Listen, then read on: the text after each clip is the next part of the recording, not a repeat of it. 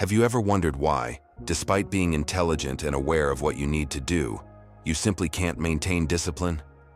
No matter how many productivity techniques you try, or how many times do you promise yourself that this time will be different, something within you seems to constantly sabotage your best intentions. If you feel frustrated by this internal battle that seems to have no end, I want you to know that you are not alone, and more importantly, that you are not broken.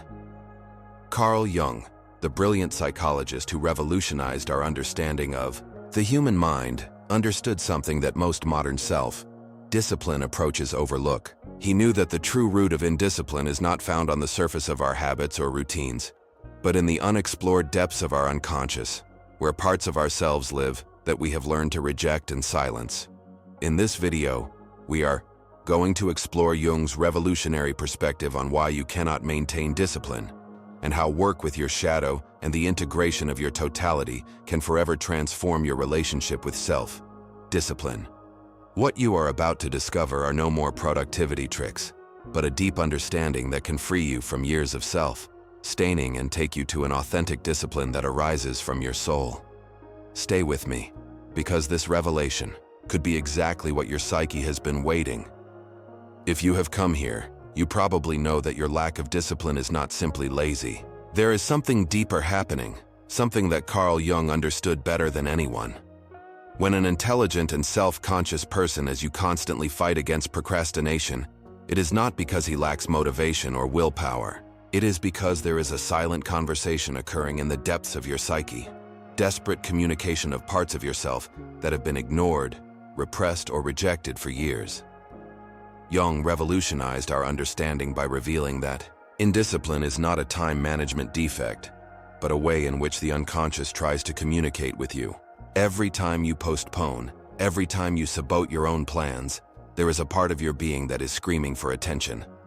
This resistance does not arise from the void. It emerges from an unresolved tension between who you think you should be, your person, that perfectly constructed social mask, and who really is in the depths of your soul, including all those parts that you have learned to reject. The truth that Jung taught us is that we are not a unique and coherent entity. We are a constellation of multiple parts, each with its own needs, fears, and desires. When you try to impose discipline from the conscious mind without considering these other interior voices, it is like trying to direct an orchestra where half of the musicians are playing a completely different score. The result is the internal chaos that you experience as lack of discipline. This understanding changes everything. Your procrastination is not a moral failure. It is an internal misalignment symptom. It is your psyche asking for integration, asking that you listen to all the voices that make up your totality. Until you recognize and honor these unconscious parts, they will continue to control your actions from the shadows, and you will continue to call it destiny or lack of character, when in reality, it is an invitation to a deeper work of self-knowledge. Here is the truth that is rarely said aloud. The battle for discipline is not fought in your conscious mind. It is fought in the depths of the unconscious, that vast repository of experiences, memories, emotions, and beliefs that Jung described as more powerful than any conscious intention. When your conscious mind says, "I'm going to get up early tomorrow," but your body stays in bed, it's not because you're weak. It is because there is a hidden agenda operating from the shadows of your psyche. The unconscious is like a gigantic archive that stores everything you have lived, especially those training experiences of childhood that shaped your relationship with effort, success, and failure. Each criticism you received, every time they told you that you were not enough, every moment in which you associated discipline with pain or punishment, all that lives down there, silently influencing your present decisions. Your resistance to discipline can actually be a mechanism for the protection of the unconscious, trying to save you from pains or dangers that are no longer real, but that your psyche still perceives as threats. Jung introduced the concept of complexes, sets of thoughts, emotions, and memories interconnected around specific issues such as authority, failure, or success. When one of these complexes is activated, you can completely kidnap your ability to act clearly and disciplined. For example, if you have a complex around the failure based on past experiences of severe criticism, your unconscious can sabotage your efforts before you even have the opportunity to fail. Because for him, Not trying is safer than risking the pain of rejection. The key is in the famous Jung event. Until you make the unconscious, you will direct your life, and you will call it destiny. To achieve authentic and lasting discipline, you don't need more productivity techniques or habits, monitoring applications. You need to descend to the depths of your psyche and investigate the roots of your resistance. You need to make these limiting beliefs aware, those ancestral fears, those parts of you that have been directing the show from the scenes. Only when you illuminate these shadows, you can start acting from a true conscious choice. The shadow is not your enemy, even if it sits. Jung taught us that the shadow represents all those parts of ourselves that we have learned to hide, reject, or deny because at some point in our lives they were considered unacceptable. Perhaps it was your need for rest in a family that valued constant productivity, or your desire for freedom in an environment that demanded absolute compliance. These parts do not disappear when we reject them. They are simply going to live in the basement of our inner house, where our lives in subtle but powerful ways continue to influence. Your lack of discipline can actually be the result of an internal civil war. A part of you, the one you have developed to fit the expectations of the world, wants to be productive, controlled, and successful. But your shadow, that rejected part, can be crying out for chaos, freedom, rest, or expressing an unprocessed anger and rebellion. When you ignore these legitimate needs of your shadow, she finds creative ways to sabotage your conscious intentions. It's like having a rebel teenager living in your psyche who will do anything to be heard. Consider this. Your difficulty getting up early may not be lazy, but a desperate cry of your shadow for more rest, more time for yourself, more freedom, of constant pressure of being perfect and productive. Your procrastination could be a form of rebellion against years of relentless self-examination. Your self-taught could be the way your shadow protects vulnerable parts of yourself that fear judgment, failure, or even success. Shadow integration does not mean rendering these destructive impulses, but recognizing, understanding them, and finding healthy ways to honor the legitimate needs they represent. Jung believed that true lighting comes from making darkness aware, not to deny it.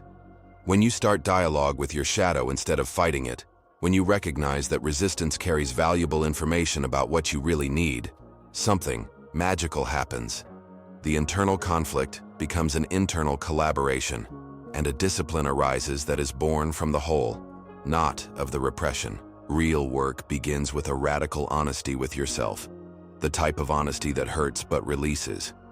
Instead of simply punishing you for your lack of discipline, you need to become a detective of your own psyche.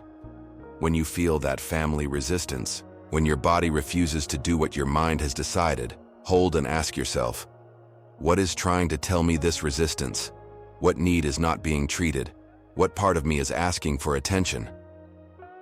This compassionate curiosity is the first step towards integration. The work with the shadow is not an abstract concept. It is an active practice to face, understand, and claim the denied parts of yourself. A powerful technique is to write letters from the perspective of your resistant side. Let that part of you sabotage your plans to speak freely on paper. What would you say if you could express yourself without censorship? Then, respond from your conscious self with genuine compassion and curiosity. This internal dialogue can reveal surprising information about the roots of yourself, ability, and the legitimate needs that hide behind it. Another fundamental practice is to completely reinforce your relationship with discipline. Instead of seeing it as an external imposition or a way of controlling yourself, it begins to see it as a sacred act of self-care and spiritual alignment. True durable discipline does not arise from fear of failure or the need to prove your value. It arises from self-love, the clarity of purpose, and the desire to honor your most authentic potential. Each small disciplined action becomes a form of devotion to your most true self.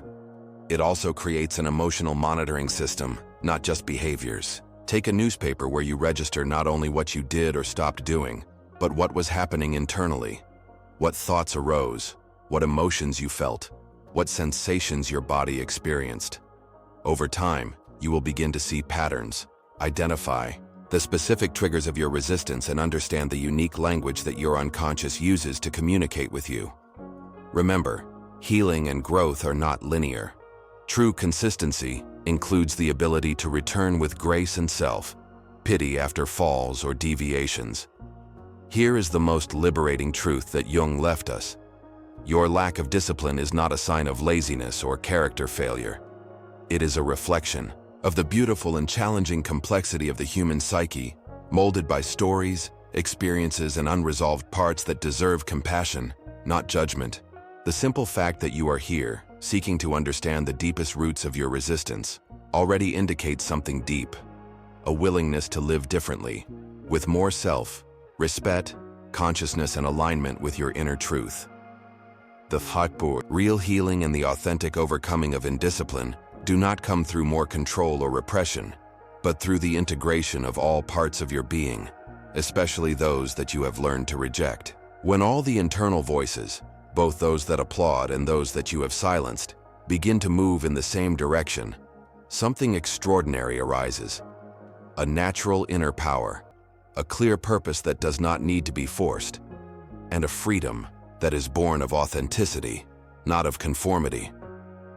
This process of developing an authentic discipline is not about becoming someone completely different or starting from scratch.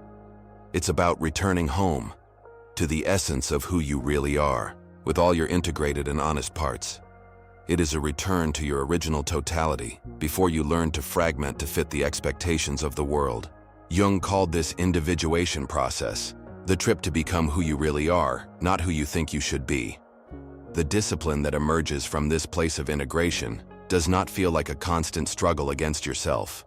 It feels like a harmonious dance among all parts of your being, a natural expression of your commitment to your growth and your deepest purpose. It is a discipline that honors both your need for structure and your need for freedom, both your desire for achievement and your need for rest. It is ultimately a discipline that arises from self-esteem and reverence for the unique journey of your soul towards the whole. The next time you are fighting procrastination or sabotaging your own plans, remember Jung's words. You are not fighting laziness. You are experiencing desperate communication of unintegrated parts of your being. Your resistance carries valuable information, and when you learn to listen to it with compassion instead of fighting it strongly, everything changes. True discipline is not born from repression, but from integration, not of control, but of self, love, and alignment with your most authentic totality. Now I want to hear from you. What part of this exploration about the shadow and the unconscious resonated more deeply with you? Have you noticed patterns in your own resistance that you can now see in a new light? How is your individuation process in your daily life? Share your experience in comment S. Your story matters, and it can be exactly what another soul needs to hear on your own trip towards the whole. If this content touched something deep in you, if you feel tired of the surface approaches and are ready for the real interior transformation work, subscribe to the channel and activate the notifications. This is a space for deep thinkers, for soul seekers, for those who are ready to stop pretending and starting the trip to their most authentic truth. Like this video if you helped you see your indiscipline from a completely new perspective. Remember, you are not broken.